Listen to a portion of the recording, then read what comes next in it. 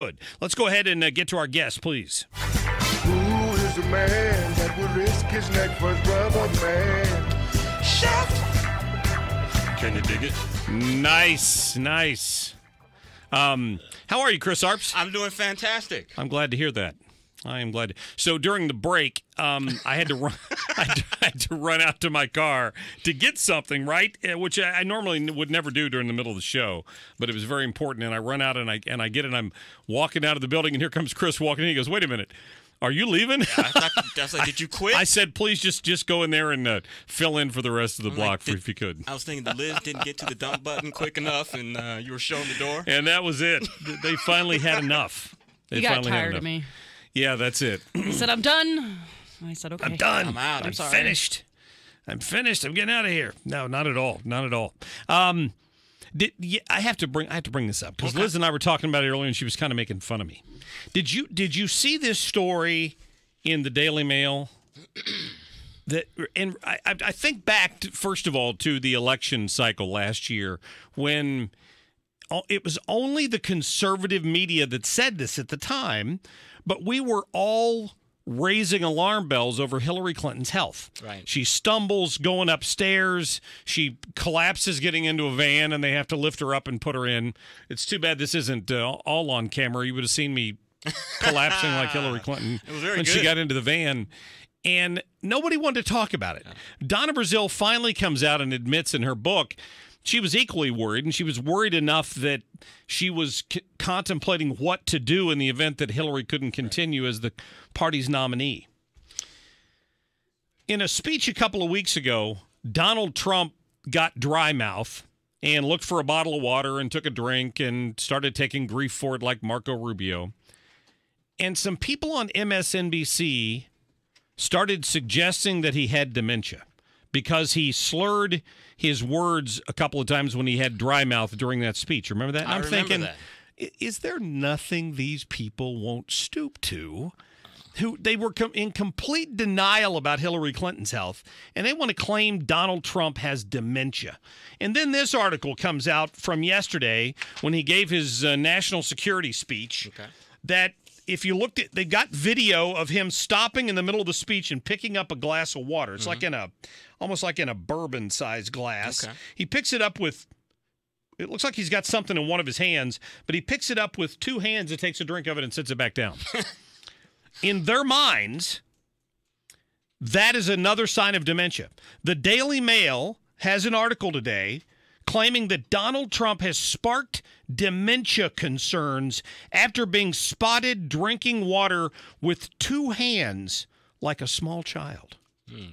So it looks like the tactic they're going to use to impeach the president is he's insane and he's a serial groper, pet or sexual harasser, and that's why he needs to be. Is that going to be the plan? I guess I can't imagine what else it could possibly be. He's a crazy groper. I would never. You couldn't pay me to watch that Morning Joe garbage on MSNBC to begin with, but I looked at some of the sound bites gathered from there today, and they're quite frankly convicted him, diagnosed and stamp of approval that he's got dementia because he took a drink with using two hands to hold a glass. Yeah, but Hillary, they're helping her into a van. You've seen the video of her at the convention where she's having an epileptic condition where all the bright lights trigger something in her brain, and she's looking like she's got some type of issues. Right. I think her health, in no small part, cost her election because she couldn't go out there and campaign the way she needed to at the end, to go to Wisconsin and all these places. Donald Trump was right. During the campaign, I thought it was just to needle her, saying she's not campaigning or she's lazy and all that. But I think that hurt her. Her health. Remember on the eve of the election when he was out campaigning till 2 a.m. in Wisconsin or wherever he was, or Pennsylvania? And she was home asleep. He was at 2 a.m. saying, "Who would have thought we'd be here? Where's Hillary? Where's Hillary? She's sleeping." Yeah. And this goes back to president is about to win a major accomplishment with this tax deal. He has gotten a Supreme Court justice passed. The economy is growing at 3%. I think the stock market, how many records has it set since he's been 70. president? 70 new times 70 it's hit a high. And I just think, I don't want to take anything away from him. These are great accomplishments. I voted for him, so I'm stuck with him. But I just think about if we didn't have all these distractions with his personal stuff and he just really stayed focused and focused on his agenda, how much even more he could accomplish. I like the things that he does that are unorthodox and trying to shake things up. I like that. It's just when he just goes overboard with the Twitter personal wars and it just distracts and takes away from getting things done. And that's my main focus. It's not Donald Trump. I want to see things get done because I don't know after Donald Trump we're going to have a Republican president after him again. But we have to pass the bill so that you can find out what is in it. As Chris Arps is speaking just then, I look up at the screen and there's Nancy Pelosi in some bright hot pink pantsuit up on the floor of the House where they're debating tax reform, and she's got a very large sign that she set up on the easel next to the microphone, and it said hashtag GOP tax scam. So they're trying to hashtag this. And Chris, here's the thing about it, because you've been involved in many campaigns, and in large part because the largest liberal political action committee in the country is the mainstream media. I understand that. Exactly. They have managed to convince the majority of the American people that this is not a tax cut and that it only benefits the very rich. When in effect the opposite is true. So, I don't know, a $1,200, $1,300, $1,400 tax cut may not seem that big to you.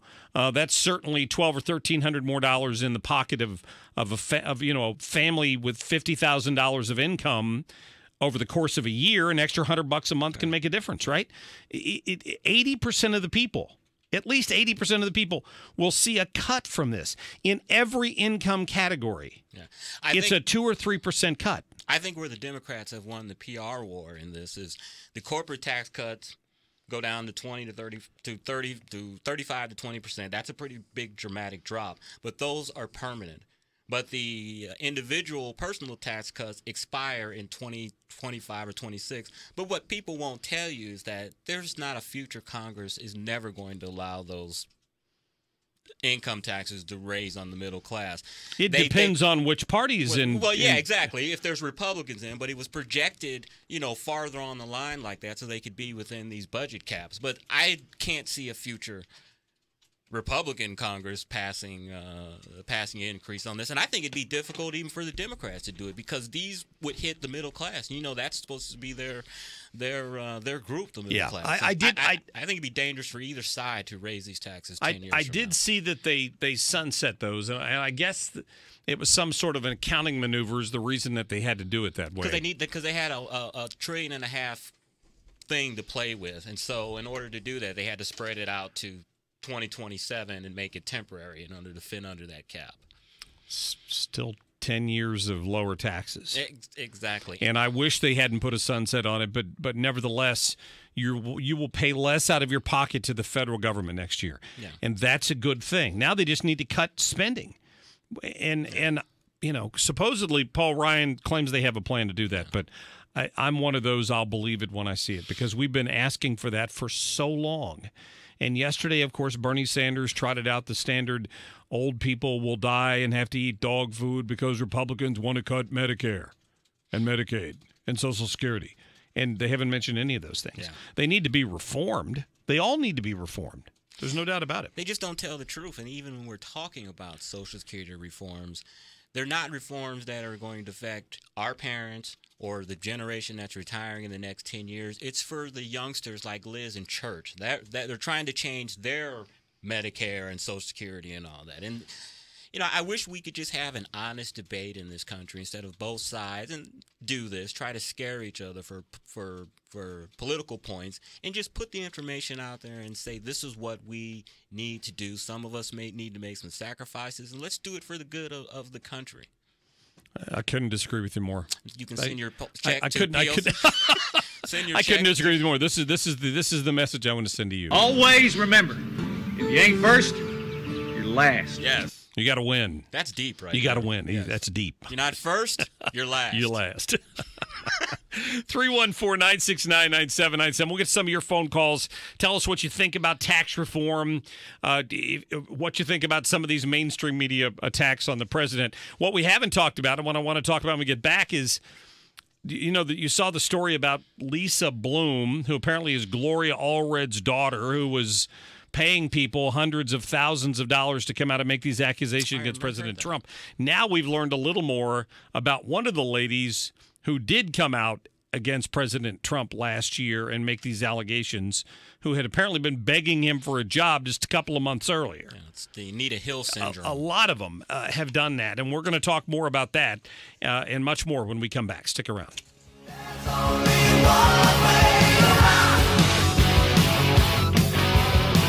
This is the Marc Cox Show.